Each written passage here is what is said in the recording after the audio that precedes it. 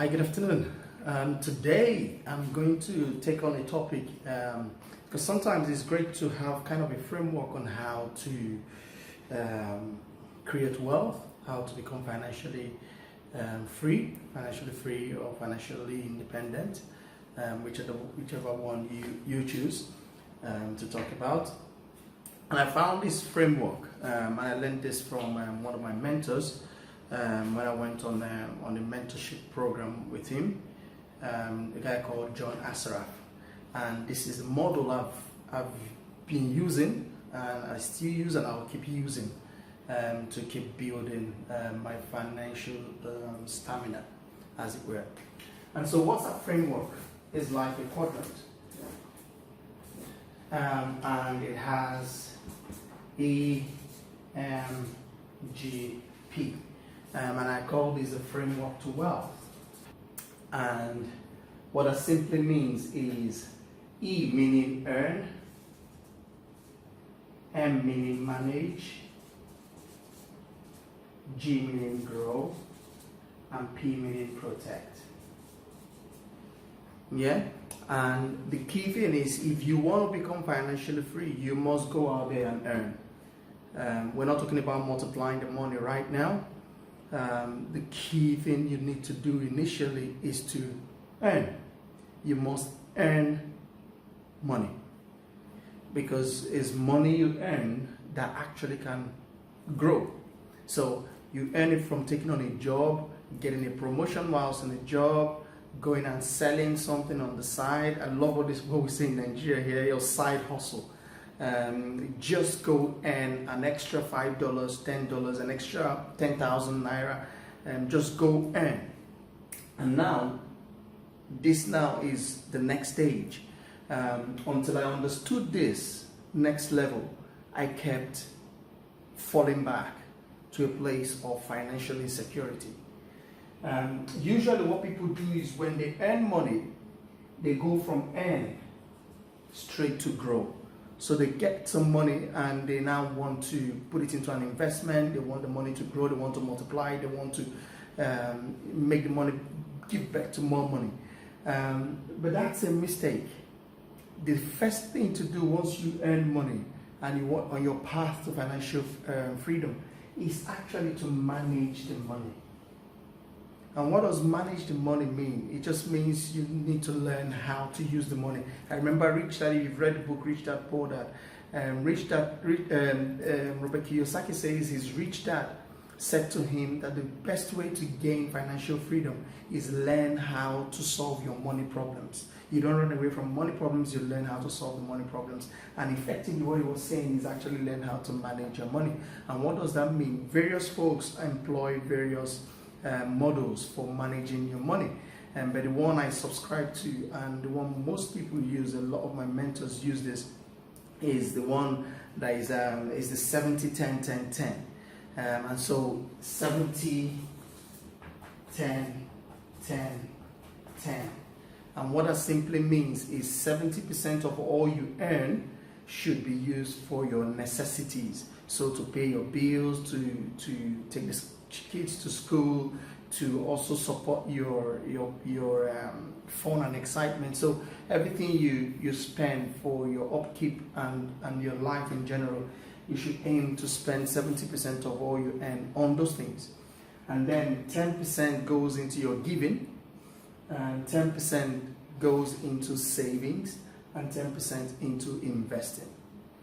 And so the key thing about this really is, when people take all they earn, say they take 50%, 60% of all they earn and they put it into an investment that most times they don't even understand themselves, they lose 50, 60% of all they've earned.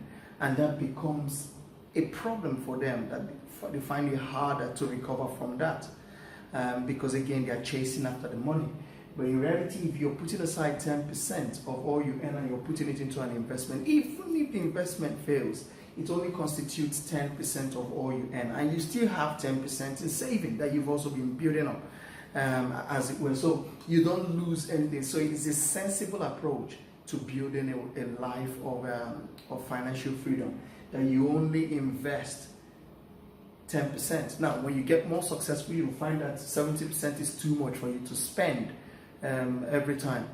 Someone earning £1 million, for instance, some people will probably struggle to keep within 70%. But the point is, £1 million, 70%, you only spend 700,000 on a monthly basis of that. So when you start to earn 10 million, for instance, 70% of 10 million is 7 million. It will be absurd to spend 7 million every month on just useless things, as it were. So in reality, when your life gets better, you might want to move this to 60% and then grow this, as it were. So you can take this to 20, 60, and then make this only 40. It's possible to do that once your life starts to get better. But as a start, aim for 70, 10, 10, 10. And so 10% to giving, 10% to saving, 10% to investing. But I will say this as well. A lot of people are in a place where they cannot actually live on 70% of all they earn. That is not a good place to be, but that is where you are. So you've got to face the fact that is where you are. Now, if you cannot live on 70% of all you earn, it means you can't do this. Then you should not do it. You've got to still do it.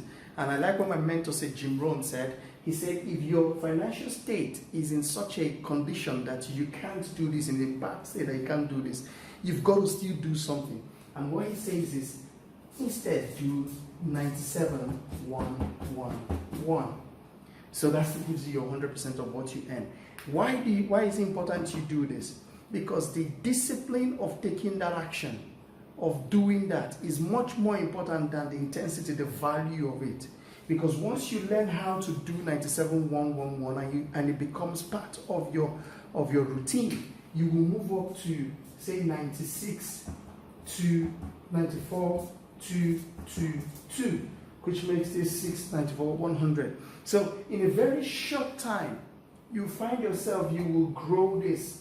So this can become 85, 5, 5, 5. So nothing stops you from gradually growing this. But the most important thing is you've got to commit yourself to discipline, to the act of doing it. And it's a long game. So if you're not able to do 10% today, that's not a reason not to do it. You've got to do something. So start with your 97-1-1-1 or 94-2-2-2 or 85-5-5-5. But the key thing is that you are starting to manage your money. And you're then beginning to put aside some money. And you say to me, maybe your 10% is not enough of money to invest in a business. I will show you. Reach out to me and I'll show you investments that you can start it as little as $5, $10. And you start to build it up. So it should not stop you from taking some steps. So when you've done that, then you can then take your 10% and maybe some of the savings, but not all of it, your 10%, and you put it into a growth initiative. So the growth initiative might be in a business, a side hustle. It might be in the market, so in stocks, shares, T-bonds, and all those sort of things. You can start to do that. Again, I can show you some of these things if you need some help with that. Or you can also get into investments in property. And some people say my 10% is nothing. Property is going in Nigeria for 40 million, 30 million, 20 million. A plot of land for 2 million, 5 million, 10 million, 16 million. But my 10% can't do that. The fact is this: you need to put the money aside and grow it, and then you can put it into an investment. Or there are things that are called REITs, R-E-I-T-S, real estate investment trusts. So you don't have to have all the bulk money, but you can have a little fraction of the money, and that money goes into a REIT, a real estate investment trust fund, and then you can make some money from there. It's just the way these things are. But if you don't know these things, you don't know them. But the fact is, you take 10% of all you earn, you put it into grow. And these grow usually are higher risk investments. So you've got to learn the various risk levels of investment.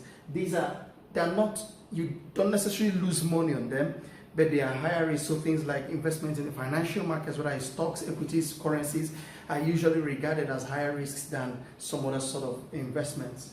And so you've got to actually have a pot mixed with some of these investments. And you can start it with very little amounts of money if you have the right kind of advice and guidance. And that's what we can help you do.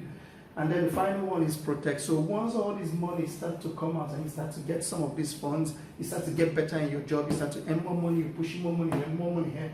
And what you need to then start to do is start to think about how to protect your assets. So there are very low investments or assets that you can start to push your cash into. So instead of holding a lot of liquid cash, you can then start to push some of the monies into protecting it. So things like gold will always be a regarded asset. So you can push some of your money in gold and other precious metals as well. People that invested heavily in lithium metal are really killing it now. If they did it 10-15 years ago, they are killing it right now, because all the electric cars that are coming out, some of them are based on lithium and battery technology, and so it's become higher demand for that sort of metal. So if your investment had gone in there, it's 1,000%, 2,000% return, and in a very short space of time. So those sort of things are places you can also put your some of that can be regarded as higher risk, but some of it is also and protection. So things like some T-bills and some high net worth investment schemes that, again, if you need support in these things, we know how to help you find the right companies to talk to, or the right investments to go in, get involved in. And so just reach out to us and let us know how we can help you with that. But then that is how you actually create wealth that lasts.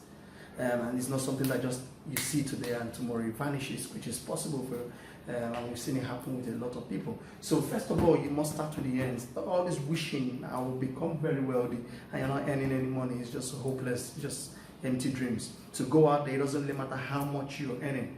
The most important thing is the discipline of earning, because you will get better. As you get involved, you get more experience, you earn more money, and then you start to follow this whole process. Follow this whole process and you can transform your life. Okay, that's a quick video really, and I do hope you picked up one or two things. But again, any questions, reach out to us. Contact details on below this video. Okay, until next time, you have an excellent week ahead, and let's be in touch. Cheers.